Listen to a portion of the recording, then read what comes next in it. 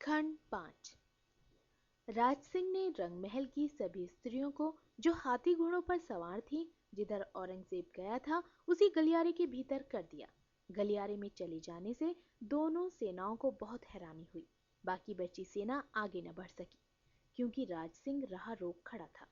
मुगल सेना को अच्छी तरह नियंत्रण में कर लेने के बाद राज सिंह ने अपने वीरों को युद्ध करने से रोक दिया और उन्होंने माणिक को एकांत में ले जाकर कहा, मैं उस तुर्क पर बहुत प्रसन्न हूँ जो औरंगजेब को इस रास्ते से ले आया।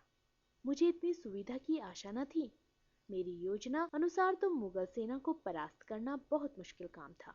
मुबारक को मेरे सामने पेश करो, मैं उसका सम्मान करूंगा। आदेश पाकर मुबारक को राज सिंह के सामने पेश किया गया। राज सिंह बोले, तुम्हारे साहस और चतुराई से मुगल सौदागर बनकर सेना को घाटी में ले जाने से अनेकों की हत्या होने से बच गई, पर अगर तुम्हें कोई पहचान लेता तो बड़ी मुसीबत खड़ी हो जाती। मुबारक ने कहा, जो आदमी मर चुका है और उसे दफनाया जा चुका है, उसे कैसे पहचाना जा सकता है? पहचान भी लेता तो समझता कि उसे दृष्टि भ्रम हो गया है। इसी से तो मेरी हिम्मत बढ़ी। अब अगर मेरा काम पूरा ना हो तो मेरी किस्मत। तुम्हें तुम्हारे काम का उचित पुरस्कार दिया जाएगा। राज सिंह ने कहा, महाराज आप मुझे क्षमा करें। मैंने तुर्क होते हुए गलत राह दिखलाकर उन्हें विपत्ति में डाला। मैंने बादशाह सलामत से गद्दारी की। इस कारण मुझे मौत से भी ज्यादा कष्ट हो रहा है। मुझे इनाम की कोई लालसा नहीं, सिर्फ इनाम मांगता हूँ। आप मुझे मार डालने का हुक्म जारी करें, मेरा यही पुरस्कार होगा।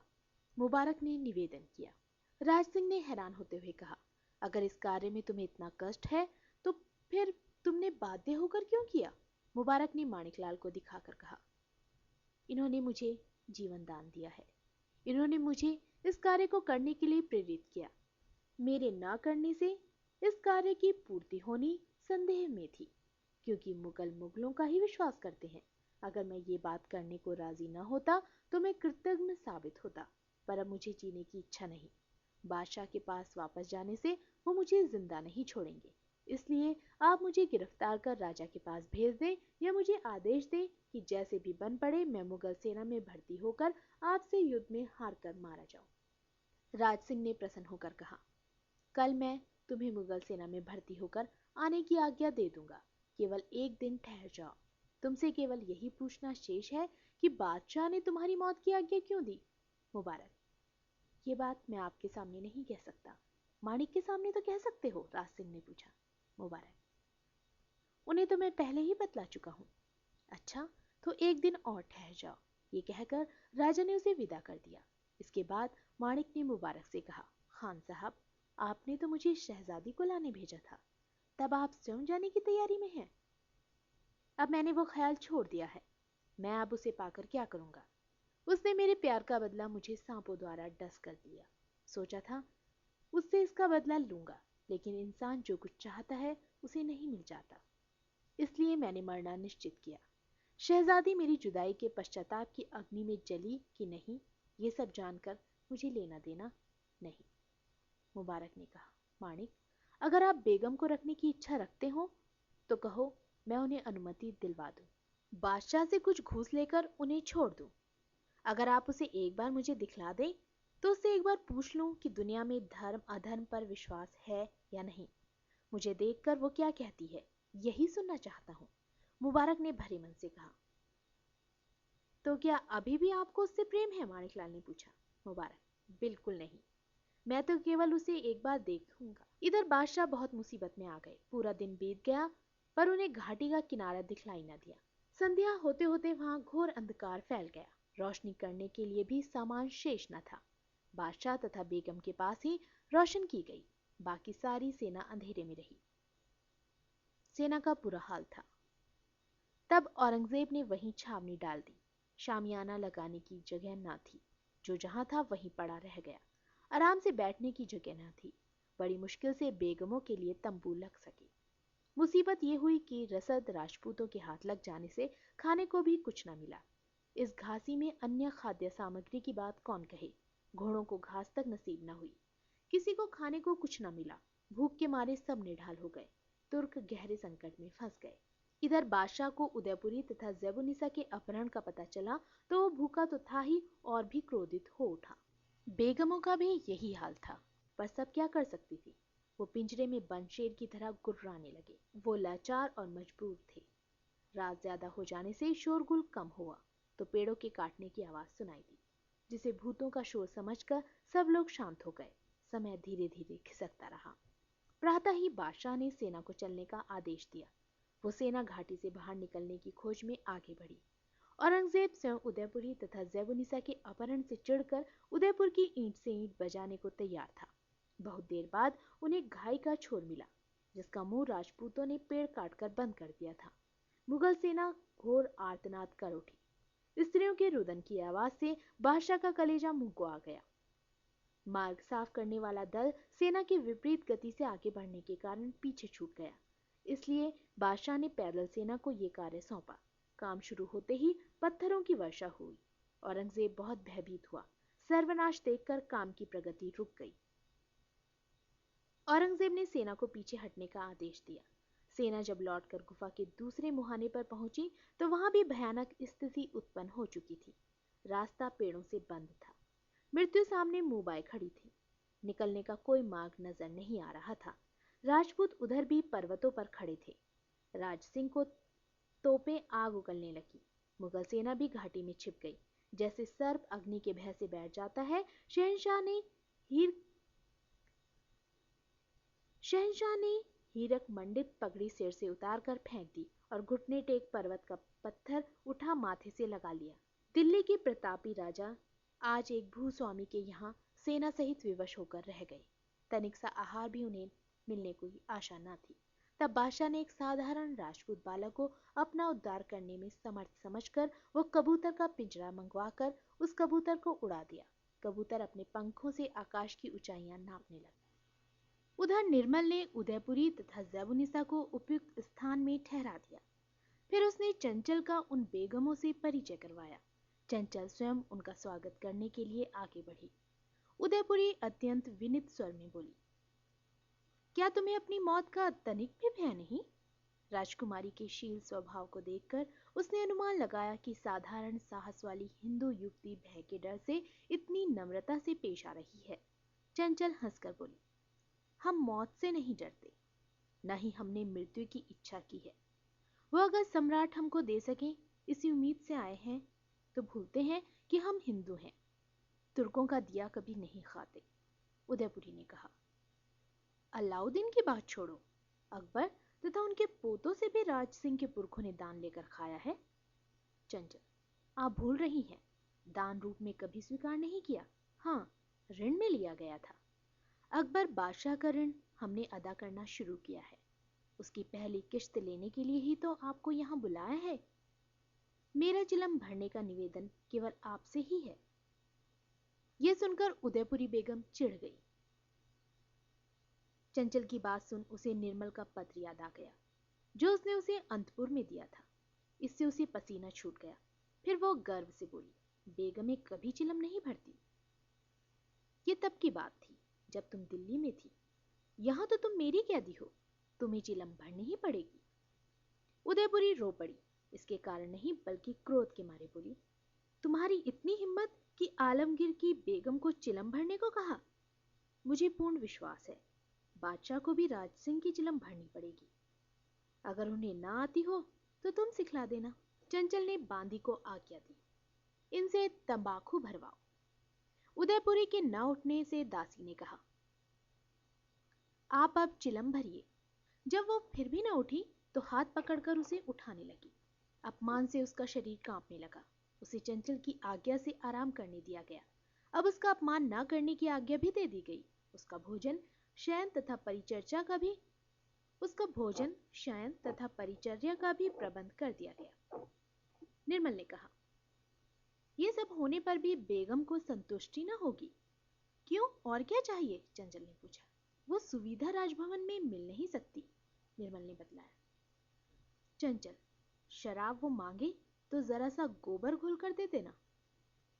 उसकी खूब सेवा हुई और रात को उसे शराब के बदले वैद्य से दवाई लेकर पिला दी गई, जिससे वो नशे में धुत हो सो गई।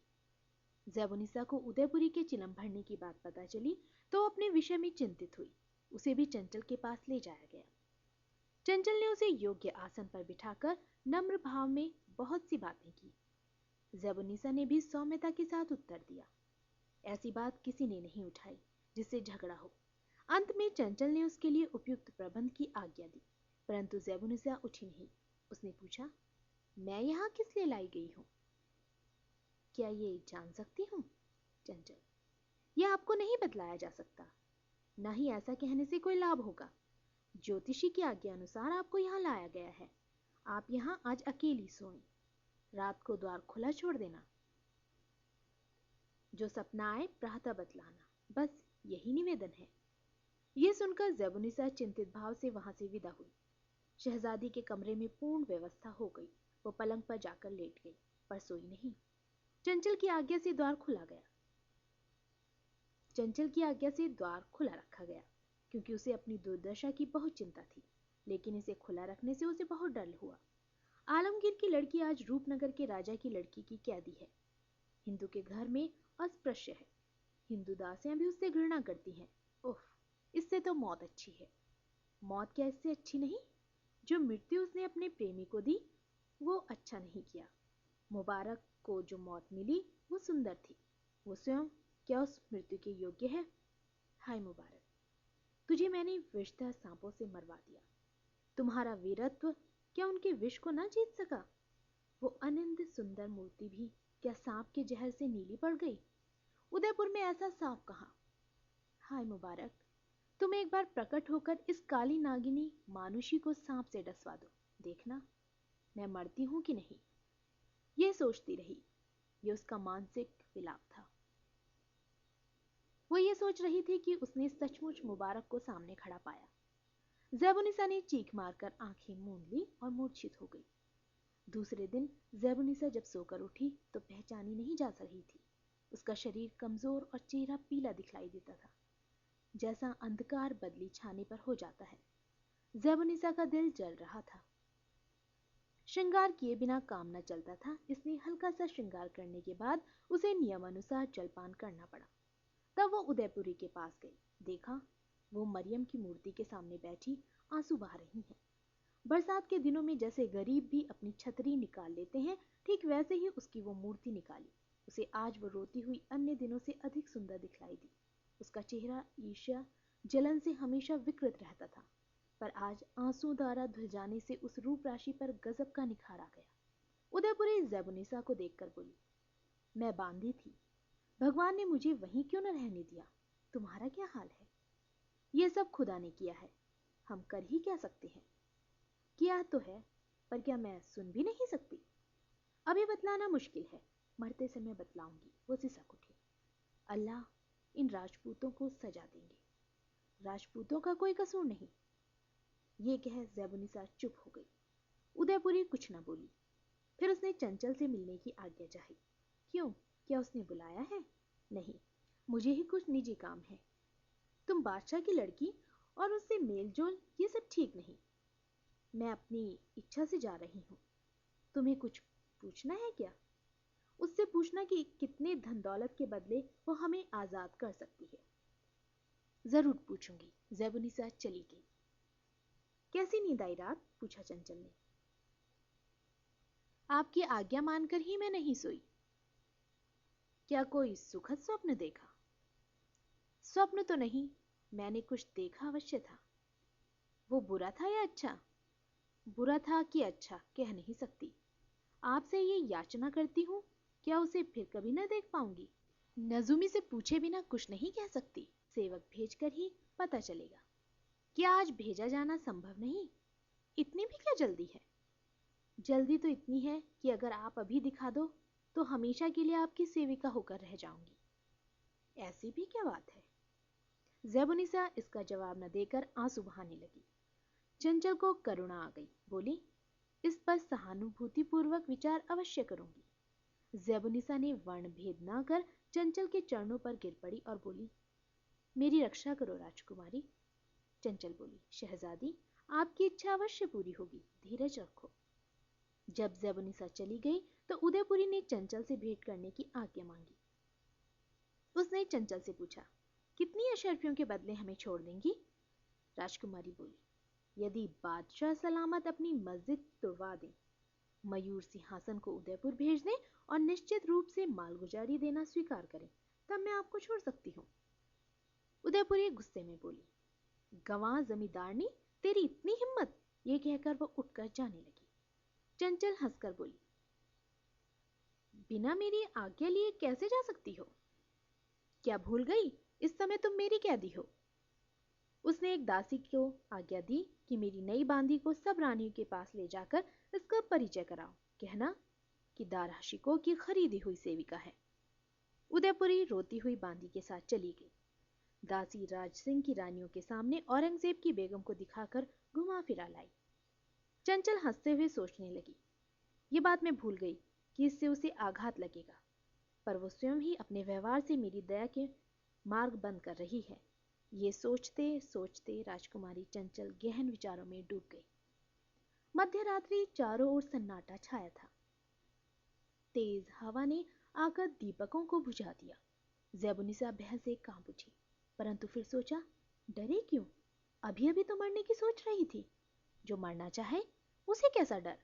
कल मैंने एक मृत व्यक्ति को देखा, पर आज लगता है जहां मृतक रहते हैं वहीं मैं जा रही हूं। तभी एक कीड़े ने ज़ैबुनिसा को काटकर खून निकाल दिया। वो छटपटा उठी और सोचने लगी, मैं इससे काटने से इतनी तड़प उठी, जिसे मैंने सांप से काटने को भेज दिया उसे कितना कष्ट हुआ होगा। हाय मुबारक अचानक उसके मुख से निकल गया। तभी उससे किसी ने कहा, सांप या मुबारक? मुबारक को पाने पर तुम ना मरोगी? कौन है? ज़ैबुनिसा उठ बैठी। ये मैंने क्या सुना? जो स्वर्ग में गया उसकी आवाज कैसी आ सकती है? तुम कैसे स्वर्ग से आए? तुम कल दिखलाई दिए, आज तुम्हारी आवाज सुनी। तुम जीवित हो या मृत? तुम इस सेज पर बैठ जाओ। तुम अगर प्रेत हो तब भी मैं तुमसे नहीं डरती। एक बार मेरे पास आ जाओ। उत्तर आया, क्यों? किस लिए? अब क्या शेष रह गया है? ज़ैबुनिसा बोली, मैं कहूंगी जो मैंने आज तक किसी से नहीं कहा। मुबारक तो जीवित था। उसी अंधकार में से निकलकर ज़ैबुनिसा के पास आकर बैठ गया। ज़ैबुनिसा के हाथ से उसका हाथ छू गया। ज़ैबुनिसा के शरीर में सनसनाहट सी हुई। वो आनंद विभोर हो उठी। आंसुओं की झड़ी लग गई। हाथ मुबारक के हाथ में आ गया। बोली, तुम छाया मात्र नहीं हो। तुम मुझे चाहे जो कहकर बुलाओ, पर अब मैं धोखा नहीं खा सकती। मैं तुम्हारी हूं और अब सदा तुम्हारी ही रहूंगी। अब तुम नहीं जा सकते।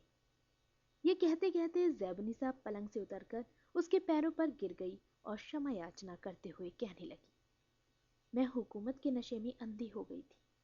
मैं शपथ लेकर शाही शान शौकत सभी को अभी ठोकर मारती हूँ। तुम मुझे क्षमा कर दो। मैं दिल्ली नहीं जाऊंगी।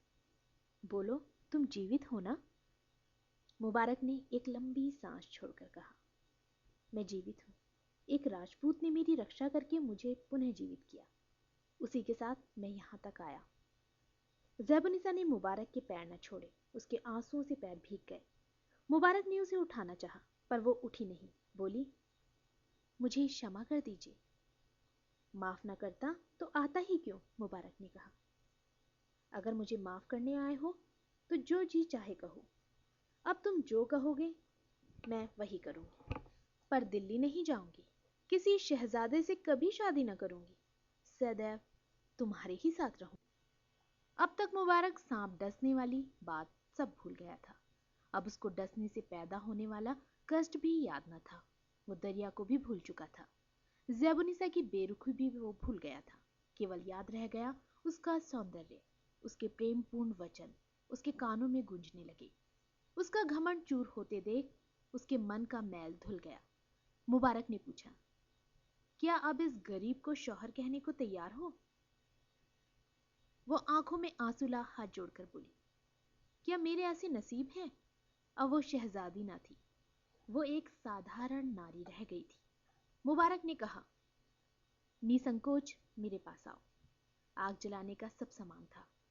अपना श्रृंगार कर वो शयन कक्ष से मुबारक के साथ बाहर आ गई। वहां पहरेदारनियां नियुक्त थी। मुबारक का इशारा पाते ही उनमें से दो मुबारक तथा ज़ैबुनिसा के साथ चल पड़ी। मुबारक के जाते जाते ही उसे समझाया गया कि राज सिंह के जान मुबारक ने जाते जाते उसे समझाया कि राज सिंह के जनाने महल के भीतर कोई मर्द नहीं जा सकता, विशेष रूप से मुसलमान तो बिल्कुल नहीं। इसलिए वो रात को जाने को बाध्य हुआ।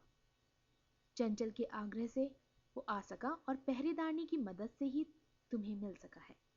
सिंहद्वार तक उन्हें पैदल जाना पड़ा। बाहर उनके लिए घोड़ा तथा डोली मौजूद थी। वो सिंहद्वार से पहरेदारनी की सहायता से सवार होकर चल दिए। सौदागर ने राजा की आज्ञा से नगर के किनारे छोटी मस्जिद बनवा ली थी।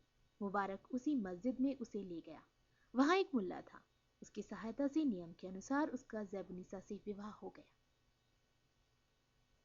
अब चलो, जहां से तुम्हें लाया हूं वहीं छोड़ आऊं, क्योंकि तुम राज सिंह की कैद में हो, लेकिन मुझे विश्वास है तुम्हें जल्द आजाद कर दिया जाएगा। मुबारक ज़ैबुनिसा को उसके शयन कक्ष तक छोड़कर चला गया। दूसरे दिन प्रातः चंचल के पास ज़ैबुनिसा प्रसन्नचित बैठी थी। 2 रात जागने के बाद उसका शरीर मुरझाया हुआ सा था। लंबे समय से चिंता में ग्रस्त होने से वो विवर्ण हो रही थी। जो ज़ैबुनिसा पुष्प राशि से श्रृंगार करके शीश महल में लगे हुए इधर उधर के ऊंचे तथा बड़े बड़े आदमकद शीशों में अपना प्रतिबिंब देखकर प्रसन्न होती थी, आज वैसी बात न थी। जिसका जन्म भोग विलास तथा ऐश्वर्य के लिए हुआ था, वो ये नहीं थी। उसने जान लिया था कि शहजादियां भी स्त्री हैं, उनका हृदय भी नारी के समान कोमल है। स्नेह रिक्त नारी का हृदय जल बिना नदी के समान है। ज़ैबुनिसा इस समय निष्कपट भाव से, घमंड को छोड़ विनीत भाव से चंचल को सब हाल सुना रही थी। अंत में उसने रानी से प्रार्थना की, मुझे कैदी बना लो महारानी। मैं बादशाह आलमगीर की लड़की हूँ। मैं ये भूल चुकी हूँ, मेरी दिल्ली जाने की इच्छा नहीं। मैं जिंदा न रह पाऊंगी, मुझे विश्वास है इस बात का। मुझे घोड़ा दीजिए ताकि मैं अपने शौहर के साथ तुर्किस्तान वापस जा सकूं। यह सुनकर चंचल बोली, इन सब का उत्तर देने में मैं लाचार हूँ। करता धरता तो राज सिंह है, उन्होंने ही मुझे आपको सौंपा था। इस मध्य जो घटना घटी इसके माणिक सेनापति जिम्मेदार है। मैं माणिक लाल की आभारी हूँ, उसी के कहने पर इतना सब मैंने किया, किंतु तुम्हें छोड़ने की आज्ञा मुझे अभी नहीं मिली, इसके लिए कुछ नहीं कर सकती। ज़ैबुनिसा उदास मन से बोली, मेरी ये इच्छा क्या राज सिंह तक नहीं पहुंच सकती? उनकी छावनी यहाँ से बहुत दूर है। कल रात को पहाड़ पर उनके पड़ाव का प्रकाश मैं देख रही थी। पहाड़ तुम्हें जितने पास लगते हैं वास्तव में उतने हैं नहीं। हम पर्वतों में रहते हैं, इसी से इस बात का पता है। राणा को सूचना भेजना कठिन है, तो भी ये आशा है कि वो स्वीकृति दे देंगे। अगर ऐसा होता कि मुगलों की सेना को तहस नहस कर दिया होता और मुगलों से हमारी संधि न होती, तो जरूर तुम्हें तुम्हारे पति के साथ भेज दिया जाता। लेकिन जब एक दिन संधि होनी आवश्यक है, तो तुम्हें बादशाह को लौटाना ही होगा, चंचल ने कहा। तो फिर आप मुझे मार क्यों नहीं डालती? इस विवाह की सूचना पर वो मुझे तुरंत मार डालेंगे और मैं पति के बारे में कुछ कह नहीं सकती। वो अब कभी दिल्ली नहीं जा सकते, जाने पर मौत ही प्राप्त होगी। इस बात में कोई शक नहीं। इस निकाह से क्या मतलब निकला, क्या लाभ? ज़ैबुनिसा ने कहा। चंचल, जिससे कोई झगड़ा ना हो, इसका उपाय मैं बतला देती हूँ। तभी निर्मल वहां डरी डरी सी उपस्थित हुई। उसे डरा देखकर चंचल ने पूछा, इतना डरी क्यों हो? एक विशेष समाचार है, निर्मल ने कहा। तब ज़ैबुनिसा उठकर महल के भीतर चली गई। चंचल ने पूछा, क्या युद्ध की खबर है? जी हाँ, निर्मल ने कहा। सुना तो मैंने भी है कि मुर्गा खूब फंसा है, अब उसके भूखों मरने के दिन आ गए हैं, चंचल ने कहा। इसके अलावा कुछ और भी कहना है? उसने कबूतर के पंजे से बंधा पत्र चंचल को दिखलाया। इसे पढ़ा है। हाँ, पढ़ा है। किसके नाम है? निर्मली बेगम के, उसने बतलाया। क्या लिखा है? उसने तब पत्र पढ़कर सुनाया। मैं तुम्हें कितना प्यार करता हूँ, जितना किसी को भी नहीं कर सकता। आज दुनिया के बादशाह की ये दुर्दशा है कि वो भूखा मर रहा है, उसे एक टुकड़ा भी नसीब नहीं। क्या तुम मेरी भलाई नहीं कर सकती? अगर कर सकती हो तो मैं ये उपकार कभी नहीं भूलूंगा। अब क्या उपकार करोगी? राजकुमारी ने पूछा। निर्मल, ये तो मैं नहीं जानती और ना कुछ कर सकती, लेकिन बादशाह के लिए और जोधपुरी बेगम के लिए कुछ खाने का सामान तो भेज ही दूंगी। लेकिन कैसे? वहां तो किसी के आने जाने का रास्ता नहीं है, चंचल ने पूछा। इस बारे में खुद नहीं कह सकती, मुझे केवल एक बार छावनी जाने दो, निर्मल ने निवेदन किया। तब निर्मल हाथी पर सवार होकर पूरी सुरक्षा के साथ बादशाह से भेंट करने चल पड़ी। माणिक ने पूछा, क्या लड़ने के लिए आई हो? निर्मल, किससे युद्ध करूंगी? क्या मैं इस योग्य हूं? माणिक, सो तो मुझे पता नहीं, पर बादशाह आलमगीर से। निर्मल, उनकी तो मैं इमली बेगम हूं, भला उनसे मेरा युद्ध क्यों होगा? मैं उनके बचाव के लिए ही यहाँ आई हूँ। जो मैंने कहा उस पर अच्छी तरह विचार करना। इसके बाद माणिक से निर्मल की बहुत सी गोपनीय बातें हुई। माणिक निर्मल कुमारी को उदयपुर वापस करके राज सिंह से मिलने के लिए राणा के पास पहुंचा। अब घटना चक्र तेजी से चल रहा था। महाराणा के सामने आते ही उसने हाथ जोड़कर अभिवादन किया। यदि इस दास को युद्ध में भेजने की आवश्यकता हो तो मैं तैयार हूँ। क्या हुआ? राज सिंह ने पूछा। यहाँ तो अब कोई विशेष काम नहीं, काम है तो भूखों पीड़ितों की सहायता करना। मुगलों का भूख से सूखा हुआ मुख तथा उनकी दर्द भरी भीर आवाज सुनो तो दिल तो क्या पत्थर कांप उठते हैं, किंतु ऐसा काम तो नीच भी नहीं करते। सोचता हूँ इतने हाथी घोड़े तथा जनता अगर उदयपुर की तंग घाटी में प्राण त्याग बैठे तो यहाँ का सारा वातावरण विषैला हो जाएगा, जो किसी भयानक बीमारी को निमंत्रण होगा। माणिकलाल ने कहा। तब क्या किया जाए? क्या तुम्हारे ख्याल से मुगलों का अनाहार करना कर्तव्यहीनता है? राणा ने पूछा। मालूम तो ऐसा ही होता है। युद्ध में लाखों सैनिकों के मरने पर दुख नहीं, पर एक आदमी के भी ऐसा मरने पर दुख अवश्य होता है। दया आती है मुझे, माणिक ने कहा। फिर कोई उपाय बताओ, राज सिंह ने पूछा। माणिक, मुझ में इतनी बुद्धि कहाँ कि उचित परामर्श दूं, फिर भी अपनी साधारण समझ के अनुसार संधि करने का इससे बढ़कर मौका और नहीं है। परामर्श से निर्णय अच्छा होगा। मंत्रियों तथा सेनापतियों को बुला लीजिए। महाराज इससे सहमत हुए। भूख से इतने आदमियों को तड़पा तड़पा कर मारने का उनका मन नहीं मानता, इसलिए वो संधि पर विचार करने लगे। शाम के बाद शिविर में पूरी सभा एकत्रित हुई। सेनापति तथा मंत्री एकत्रित हुए। उन्होंने सलाह दी कि अब इनसे संधि कर इन्हें छोड़ा न जाए। इन्हें मरने के बाद यही कब्र में दफना दिया जाए। राज सिंह भी उन्हें दफनाने की बात मान गए। मुगलों द्वारा राजपूतों को जो नुकसान बार बार उठाना पड़ता था, जो अनिष्ट होता था, उससे किसी का दिल न मानता था कि उन्हें बिना सजा छोड़ दिया जाए। परंतु राणा ने तब एक और तर्क पेश किया कि अगर उन्हें न छोड़कर मरने पर कब्र में दफना दिया जाए तो क्या इससे मुगल सेना का अंत हो जाएगा? आलमगीर के अंत के बाद शाह आलम दिल्ली के तख्त पर बैठकर दक्षिण से सहायता पाकर आक्रमण करेगा।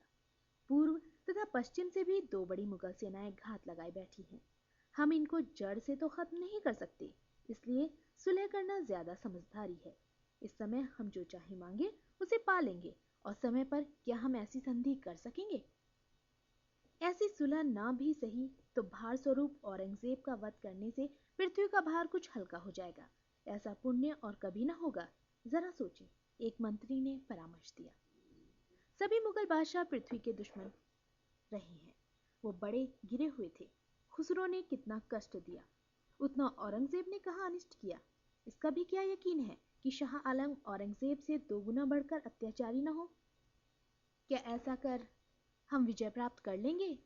कितने राजपूतों को जान से हाथ धोना पड़ेगा। हम उनके सामने गिनती में कितने कम हैं। और अब मुगलों ने अगर फिर चढ़ाई की तो फिर किस ताकत से हम उनका सामना कर पाएंगे? राणा ने कहा। राजन, सारे राजपुताने के सपूत राजपूतों को इकट्ठा कर उन्हें सिंधु पार पीछे हटा देने में कौन ज्यादा समय लेगा? मंत्री ने कहा। ये तो ठीक है, पर कैसे भरोसा करूं कि तब सब राजपूत मिलकर उन्हें खदेड़ देने में साथ देंगे, जबकि वो अभी भी बड़ी मुश्किल में साथ दे रहे हैं। राज सिंह ने संशय प्रकट किया। मंत्री, संधि कर लेने पर क्या हम विश्वास कर सकते हैं कि मुगल अपनी शर्तों पर बने रहेंगे? छुटकारा पाते ही वो संधि पत्र को न मानकर फिर वही कदम उठाएंगे। तत्पश्चात सबने मिलकर कहा कि गरज उनको है, इसलिए हम दूत क्यों भेजें? राणा, दूत आए कैसे? रास्ता जो बंद है। मंकी, मंत्री, हमारा दूत गया तो उनका वध करवा दिया जाएगा। राज सिंह, अब वो ऐसा न करेंगे। कपट सुलह में भी उसी का उपकार है, पर दूत जाए कैसे, यही विकट समस्या है। माणिक ने निवेदन कर वो काम खुद करने का बीड़ा उठा लिया। सभी उसकी चतुराई को जानते थे। पत्र लिखने का हुक्म हुआ। किसी ने कहा कि शहजादियां यहीं रहेंगी, वो रहें तो महल में रौनक लगी रहेगी। राणा, 2 मुसलमान बांदियों के लिए संधि को मौका न गंवाकर उन्हें मैं स्वयं लौटा दूंगा। इस तरह पत्र समाप्त हुआ। सभा भंग होने पर माणिक ने एकांत में मुबारक को बख्शीश देने की याद दिलाई। क्या इच्छा है उसकी? राज सिंह ने पूछा। माणिक, बादशाह की बेटी जो हमारी कैद में है उसे चाहता है, मगर उससे बादशाह को वापस न किया तो संधि होना संभव नहीं। इसके अतिरिक्त एक नारी पर अत्याचार कैसे किया जा सकता है? राज सिंह ने कहा। यह अत्याचार नहीं होगा, नियम के अनुसार वो निकाह कर चुके हैं, माणिक ने बतलाया। राज सिंह, इस बात का बादशाह को पता लगते ही उपद्रव खड़ा हो जाएगा। माणिक, ऐसा ही ख्याल है, बादशाह दोनों को मरवा देगा। राज सिंह, क्यों? माणिक, शहजादियां निकाह कर सकती हैं, अन्य किसी से नहीं। दिल्ली के बादशाह की लड़की एक साधारण सैनिक से विवाह कर कुल को कलंकित नहीं करेगी, खासकर जब बिना पूछे निकाह हो जाए तो विष खाकर मरना स्वीकार करना पड़ेगा। माफ भी कर दिया तो मुबारक को फांसी जरूर होगी। उसने बिना स्वीकृति के ऐसी गुस्ताखी की है। क्या इसका कुछ और उपाय नहीं? राज सिंह ने पूछा। माणिक, है। आप कन्या तथा दामाद को जब तक क्षमा न दिला देंगे संधि पक्की न होगी। ये भी खूब रही। इसके लिए बादशाह को एक अलग से खत लिखा जाएगा, जिसमें अगर मुबारक तथा ज़ैबुनिसा को माफ कर सका तो संधि हो जाएगी। राज सिंह ने कहा। उदयपुर जाकर माणिक ने निर्मल को सब बतला दिया। वो संतुष्ट हो गई। उसने बादशाह को एक पत्र लिखा। बादशाह, बांदी का प्रणाम स्वीकार करें। आपके आदेशानुसार उसका पालन किया गया। मैंने आते समय जो भिक्षा मांगी थी उसे याद कर सुलह कर लीजिए। इसके बाद निर्मल ने ज़ैबुनिसा को पत्र का विषय बतलाया तो वो भी संतुष्ट हुई। इधर माणिक ने मुबारक को भी इससे अवगत कराया। आप बादशाह के पास लौट जाएं, वो अवश्य क्षमा प्रदान करेंगे। अगले ही दिन माणिक ने निर्मल से कबूतर लेकर उसके पैरों में पत्र बांधकर उड़ा दिया। बादशाह प्रतीक्षारत थे। पत्र मिल गया। कबूतर शीघ्र उत्तर भी ले आया। राज सिंह ने जो शर्त रखी थी वो बादशाह ने स्वीकार कर ली।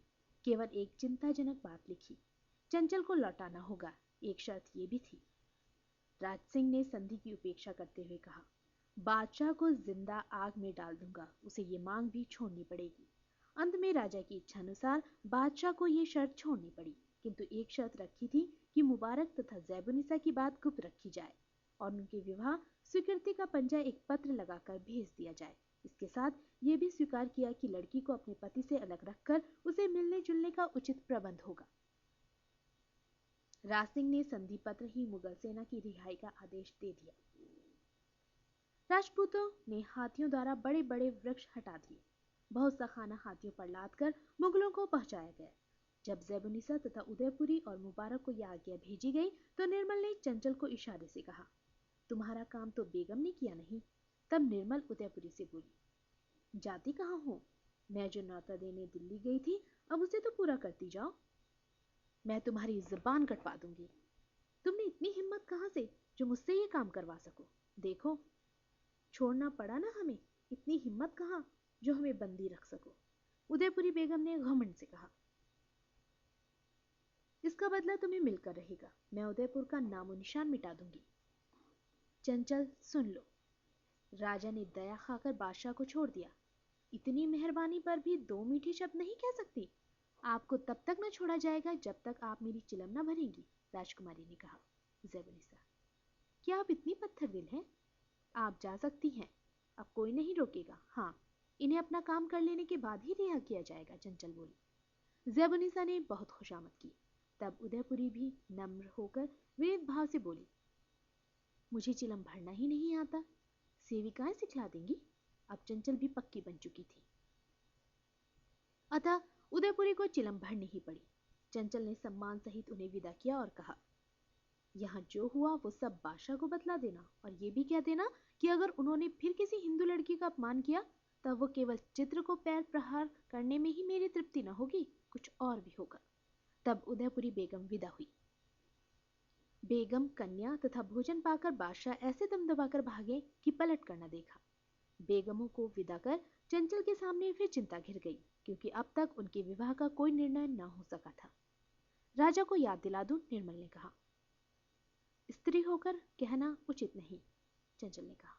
निर्मल, फिर अपने पिता को पत्र लिख दो। चंचल, अपने पहले पत्र का उत्तर पार तो लिया, अब क्या बचा है।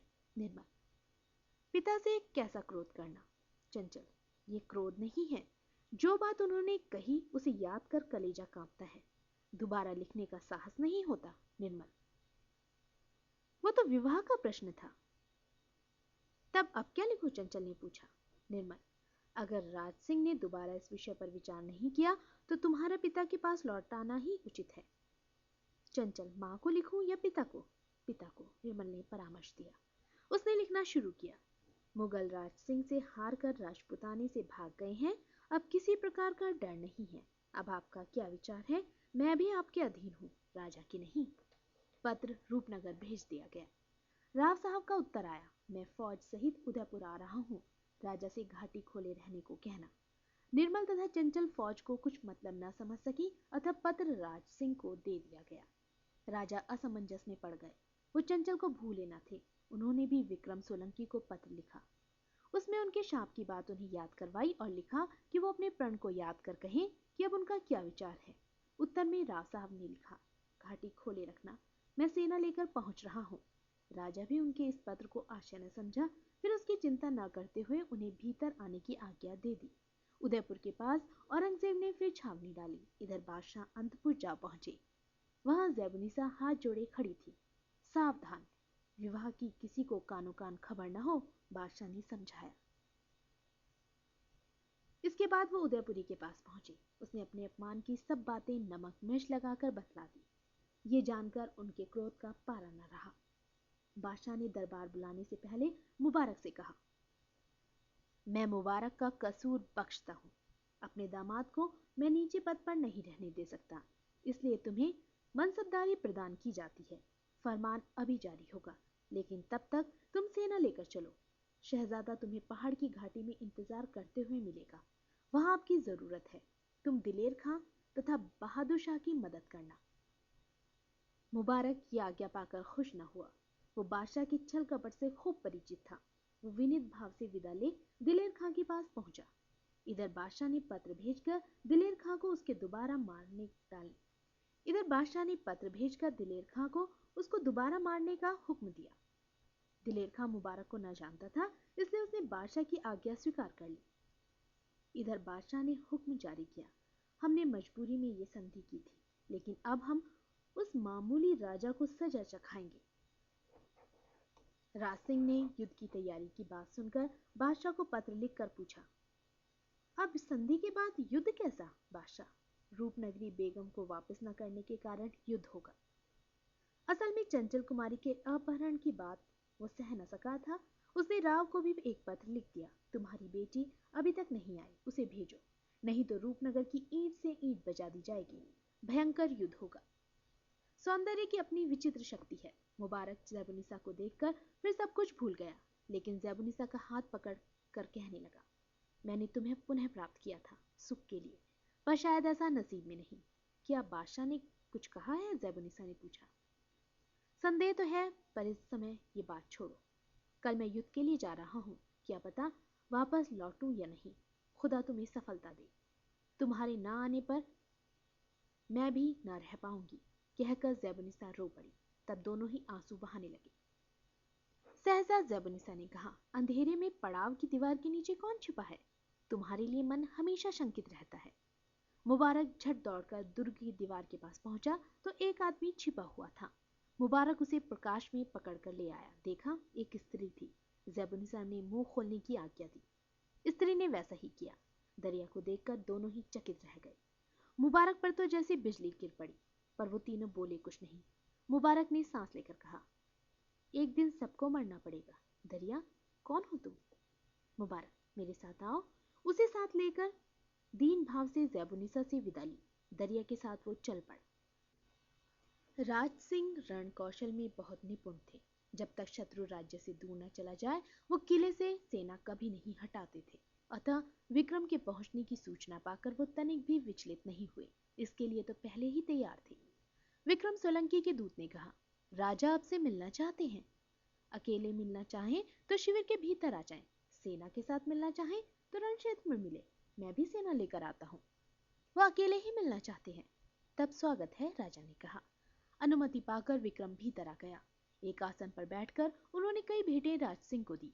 ये सब क्या है? राज सिंह ने पूछा। आप इसकी बिल्कुल भी चिंता न करें। मैं जान गया कि आपके रहते हुए तुर्क हमारा कुछ बिगाड़ नहीं सकते। उनके हाथों हमारा अनिष्ट होना संभव नहीं। अगर सभी राजपूत आपस में मिलकर मुगलों से युद्ध करें तो मुगलों को समूल नष्ट कर दे। मेरे घुड़सवार तथा मेरी तलवार ये आपको भेंट करने आया हूँ। जब तक इन बाजुओं में शक्ति है, आप जो कहेंगे उसे कर दिखाऊंगा। राज सिंह बहुत प्रसन्न हुए और बोले, अब जबकि मुसीबत टल गई है और औरंगजेब ने फिर सिर उठा लिया है, दिलेर खां सेना सहित अकबर शाह के उद्धार के लिए आ रहा है। मेरा अभी यहीं औरंगजेब के पास रहना जरूरी है, इसलिए आप मेरे बेटे जयसिंह के साथ जाइए सेनापति बनाकर। विक्रम सोलंकी तैयार हो गया और सेना लेकर चल पड़ा।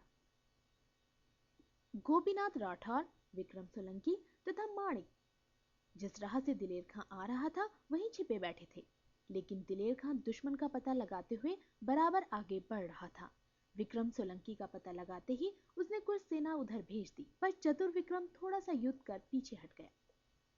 दिलेर खां माणिक को पीछे छोड़कर आगे बढ़ गया। माणिक चुप रहा, इसलिए दिलेर खां सोलंकी को जीतकर ये विश्वास कर बैठा कि वो सभी राजपूतों को हटा आया। उधर जब सेना राठौर के पास पहुंची तो वहां दो पहाड़ों के मध्य का मार्ग बहुत ही तंग था। तब राठौर छलांग मारकर अपनी सेना लेकर डट गया। हार सुनिश्चित थी। दिलेर खां ने मुबारक से कहा, सामने की सेना को मार डालो। पर राठौर को भागना सहज न था। शनै शनै एक एक कर मुगल मौत के घाट उतरने लगा। दिलेर खां स्वयं बड़ी मुश्किल से प्राण बचाकर एक और चुपचाप खड़ा हुआ। माणिक मौके से लाभ उठाकर सेना सहित पहाड़ से उतरकर उन पर टूट पड़ा। सोलंकी पीछे से सेना के साथ दिलेर खां को ले बैठे। अब तीन ओर से हमला होने पर जिससे बन पड़ा वो वहां से भागकर प्राण रक्षा की। मुगल योद्धा भी गोपीनाथ राठौर के सामने अधिक समय टिक न सके। मुगल सेना में वीर और चुने हुए योद्धा थे। मुबारक उनका अधिक मार्गदर्शक था। ये देख माणिक वहां पहुंचा और ललकार कर राजपूतों से बोला, इन्हें न मारना, ये वीर युवक हैं, इन्हें छोड़ दो। राजपूत कुछ देर के लिए ठिठक गए। हम लोगों के अनुरोध से तुम्हें कोई नहीं मारेगा। एक मुगल ने कहा, हमने युद्ध में कभी पीठ नहीं दिखलाई, आज भी ऐसा न करेंगे। ये कहकर फिर लड़ने लगे। माणिक बोला, हाँ साहब, अब लड़कर क्या करोगे? दिलेर खां तो भाग गया। मरना चाहता हूँ, मुबारक ने कहा। क्यों बेकार मरना चाहते हैं? माणिक लाल ने समझाया। मुबारक, मरने के सिवा और कोई चारा जो नहीं है। माणिक, तो फिर निकाह क्यों किया? केवल मरने के लिए, मुबारक ने कहा। इसी समय पहाड़ी पर से एक गोली आकर मुबारक के मस्तक पर लगी और वो वहीं ढेर हो गया। माणिक ने देखा पहाड़ी पर एक स्त्री बंदूक लिए खड़ी थी। वो हाँफते हुए भाग गई। वो कोई और नहीं, दरिया बीवी थी। इसके बाद वो दिखलाई नहीं दी। युद्ध में मुबारक के मरने की खबर जब ज़ेबुनिसा को मिली तो वो बेतरह से पटक पटक कर विलाप करने लगी। विजय प्राप्त कर लेने के बाद सोलंकी छावनी में लौटे। उन्होंने राज सिंह को गले लगाकर कन्यादान की आज्ञा चाही। तब आप उदयपुर चलिए, राजा साहब ने कहा। मध्य रात्रि को ही राज सिंह ने चंचल से विवाह कर लिया। फिर वो स्वयं औरंगजेब का नाश करने को उपस्थित हुए। विख्यात राठौर दुर्गादास को लेकर वो औरंगजेब से जा टकराए। उसे पराजित होना पड़ा। राजपूतों से सेना को हराकर सब कुछ लूट लिया। औरंगजेब और आजिम ने डर के मारे राजधानी चित्तौड़ में शरण लेनी चाहिए, पर वहां उन्हें प्राण बचाने मुश्किल हो गए। सुबलदास नामक एक राजपूत ने चित्तौड़ तथा अजमेर के बीच सेना एकत्रित कर औरंगजेब को ऐसा भगाया कि फिर कभी वह उदयपुर की ओर मुंह न कर सका। सुबलदास ने रुहेला को मार भगाया। राज सिंह के दूसरे पुत्र भीम सिंह ने गुजरात प्रांत में पहुंच मुगलों की सेना को समाप्त कर दिया। वहां सौराष्ट्र तथा राज सिंह का राज्य स्थापित करना चाहते थे, पर गरीब जनता की दुख भरी आवाज से पीड़ित होकर राज सिंह ने भीम सिंह को वापस बुला लिया। पर गरीब जनता की दुख भरी आवाज से पीड़ित होकर राज सिंह ने भीम सिंह को वापस बुला लिया। पर दयाल सिंह युद्ध प्रिय थे। वो मालवे में मुगलों को नष्ट करते रहे। मुगलों के ग्रंथ में फेंकवा दिया, काजियों को गंजा कर दिया। इस बात से तातारी हो गए।